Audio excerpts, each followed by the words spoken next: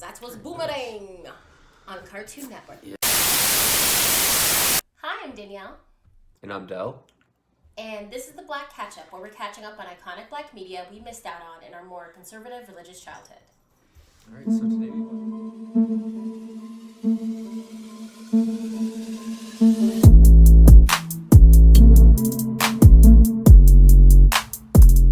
right, so today we watch Boomerang.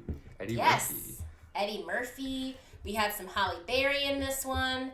Martin Lawrence was in. We had quite a few people. Yeah, a few regulars a lot of good names in here on this one. So as always, IMDb. A successful executive and womanizer finds his lifestyle choices have been turned back on him when his new female boss turns out to be an even bigger deviant than he is. Tell me if you feel the same, but we recently watched A Thin Line Between Love and Hate. By the time you see this one, the thin line will have been out for a bit now. But didn't this give you kind of like the same like vibe of like womanizer meets his match in a woman type of thing? Only in a different way? Yeah, it definitely felt kind of familiar to that one. Especially once Martin Lawrence showed up. Yeah. Especially having like familiar faces in there too, you know? But let's start off with things we like. Yeah, I guess I'll kick this one off. I thought this one was really funny, which I guess was kind of surprising given it's like a romantic comedy, but I guess looking at the cast makes perfect sense. Yeah. But like Eddie Murphy, of course, was good. I really enjoyed the friend group specifically. I did too. Usually in movies like this, I feel like the friend group is always a source of just cringe mostly, you know, but I thought this friend group was actually really funny. Especially if, and I'm gonna just say it, especially when it's a male friend group that we're all exactly. It tends to be real bad. Exactly. The male friend group in the like, womanizer film, you know, it gets real ugly in that friend group, you know. Yeah, but I thought they were funny. I thought they were just like genuinely funny in this one. So when they were together, I really liked them. First thing I'll say is I like the overall premise of, I think her name is Jackie, but I didn't double check the names. That's my bad. It's either Jackie or like Jacqueline or something. Okay, so, Yeah. I was like, I feel like I'm missing, Jacqueline. I really like the Jacqueline kind of flipping the script on Marcus's character. I think they did a pretty good job of setting up the fact that Marcus was this deviant and some of the classic moves that he uses, and then seeing her mirror those same classic moves. So I thought they did a good job of like setting it up so that you can see the parallels between those two characters without having... I don't think there was ever a moment where Eddie Murphy was like, she's just like me. I think they did a good job of setting it up, but kind of keeping him in like almost a self-centered view where he's like, how dare she do this to me, and never quite become self-aware to the fact that he does that to women all the time. Yeah.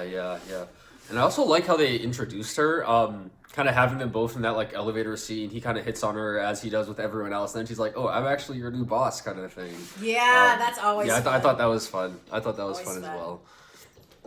I guess some more scenes I found funny. I thought the Strong J's character was very funny.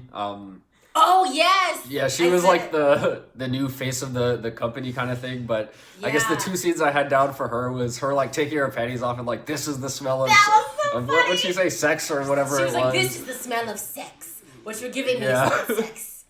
Yeah, but there was that scene, and then her just causing a scene in the restaurant. I don't know why I love my restaurant scenes, but just another source of just like a lot of laughs. Yeah, I said her, and then Eartha Kitt's character. Those two are just wonderfully like just wild, eccentric characters, but they were still kind of like grounded in a reality where it's like they weren't so over the top that you were like, no one ever acts like that. They were just the amount of over the top that you kind of get from being self-assured and just like knowing who you are and just knowing you're hot shit. And that's what happens when you throw your panties at someone, you know you're hot shit. Yeah. That's basically what it is. Definitely. Speaking of Stranger, I like the original perfume commercial when they had like the skull turn around and then she's like in this alien thing giving birth. I was like, if this came out today and it was like Lady Gaga or something, the internet would lose their shit. Like, I loved that commercial. I was like, if I was in this world, I presume I would have been a fan of Stranger, and I would have bought the perfume anyway, but I would have like double timed it if they had that alien commercial. Yeah. No, it was a lot of fun. Maybe a little before its time, you know? Yeah. At least for this movie. But, okay. Yeah, I guess maybe the last few things I want to point out, there were a few, like, almost, like, cameo level appearances that were also funny. Chris Rock, Tisha Campbell, John Witherspoon. Just very, very funny, and they're, like, limited roles. But, yeah, I think that's about all I had. I also thought Eddie Murphy had good chemistry with both the leads. He did. So I thought that was like good to see. You know, sometimes it gets a little dicey. You know. Yeah. Cool. I also, in addition to Tisha Campbell's the crazy neighbor character, I loved her even if I didn't find it completely necessary for there. I also really enjoyed the little date thing that Halle Berry went on with that friend. I just thought it was really cute, and it really showed who Halle Berry was as a character. Just she's sort of that like girl next door type of thing. I just thought it was the cutest date. And it was like juxtaposed with Eddie Murphy going on his first date with Jacqueline, where she was like obsessed with the basketball game. Yeah. But I thought it was a cute little date. I think they were friends, but whatever it was adorable. Okay, all right. Nice. Is you ready for negatives now? Yes.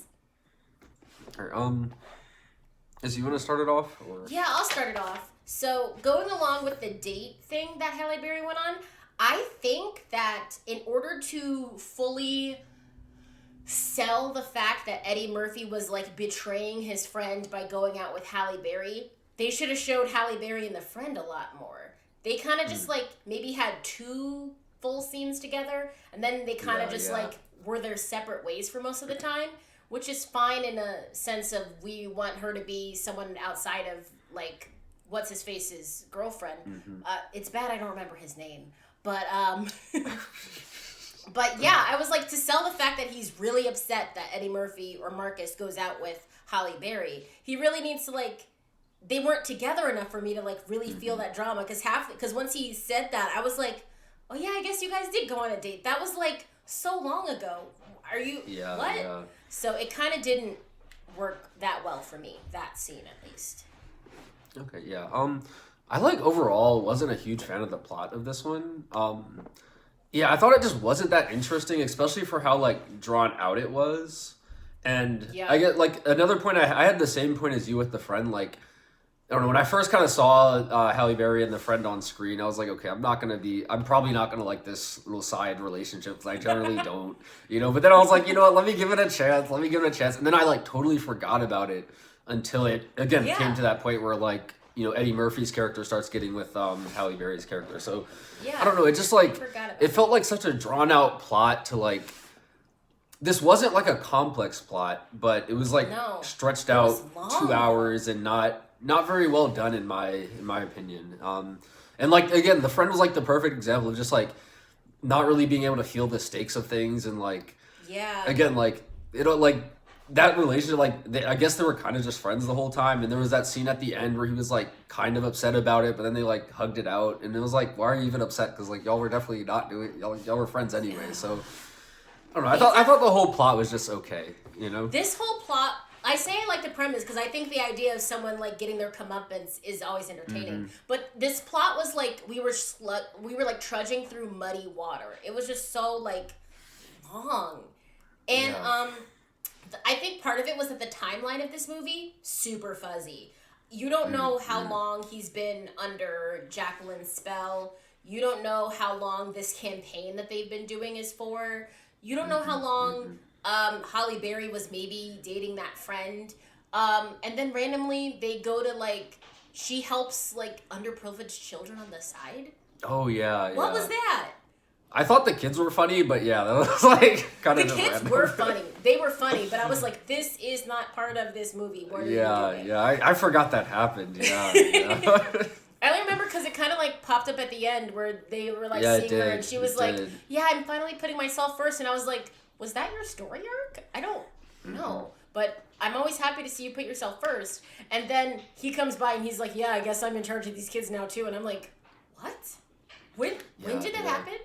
he like broke up with Jacqueline, then all of a sudden was like, did he quit? Was that what happened? And then he works with those kids now? Like, I don't know. And so I'll make that my so next point. Yeah, I'll make that my next point. I thought they were like super rushed and yada yada the ending too, because it like that scene from him like getting caught by Angela for like still having his affair with Jacqueline, and then him going to Jackie's house and then like immediately leaving and like trying to find, like that was like happened so quickly. It just like felt so rushed, especially after we've been like dragging through this whole movie. It's like the like climax kind of conflict actually happens, and it just felt so rushed in like the last 20 minutes of the movie.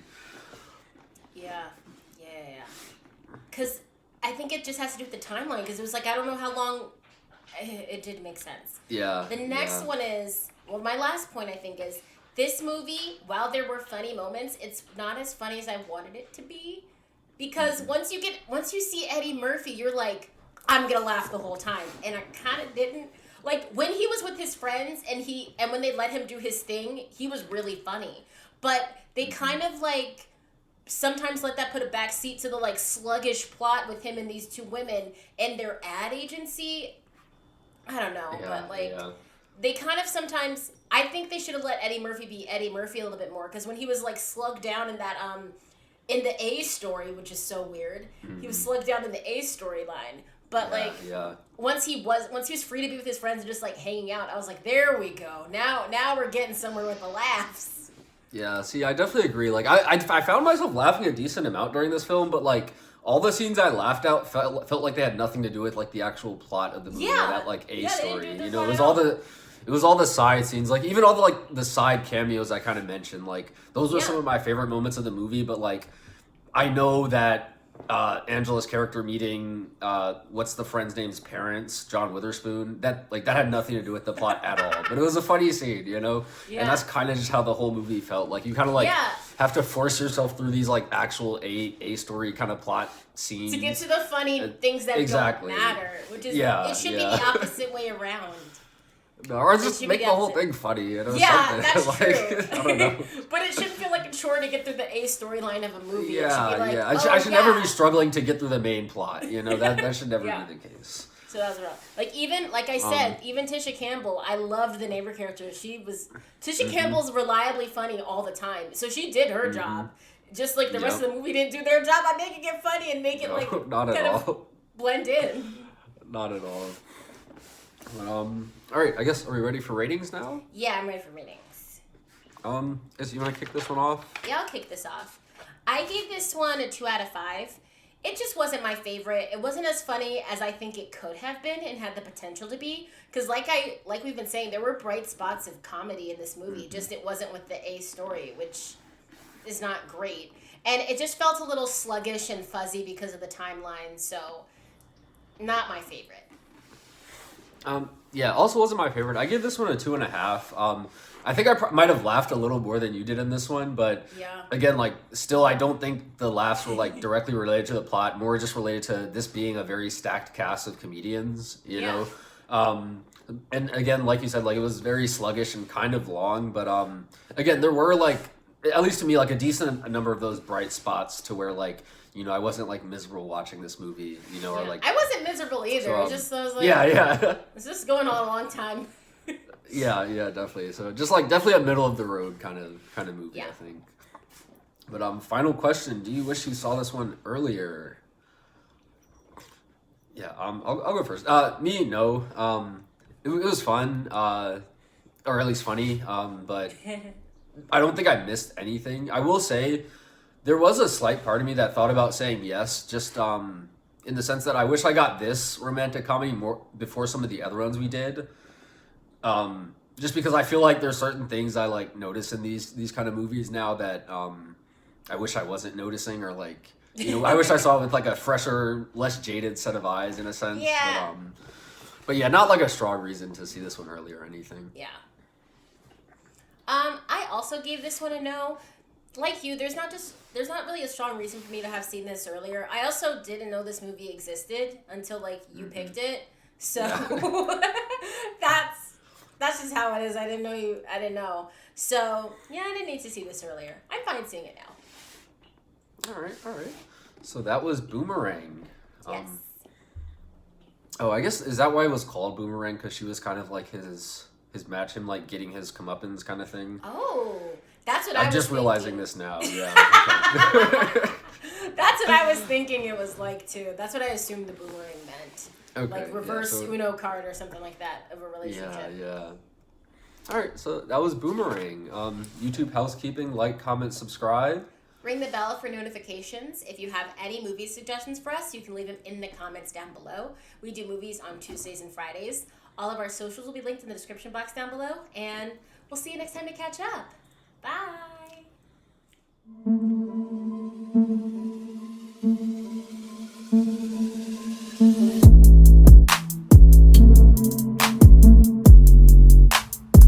I've just been trying to stray away from my like opening up Netflix and picking the first poster with a black person on it, you know? Because that's so I'm trying to do a little more work this time. What was the one that I saw that I was like, I knew? Oh, it was the first Sunday one. That was the one where I like really knew you were gonna pick it. Where because I opened Netflix and I was like, I could really mess with you if I pick first Sunday because you're not gonna have a movie because I know you're gonna pick this one. Yep.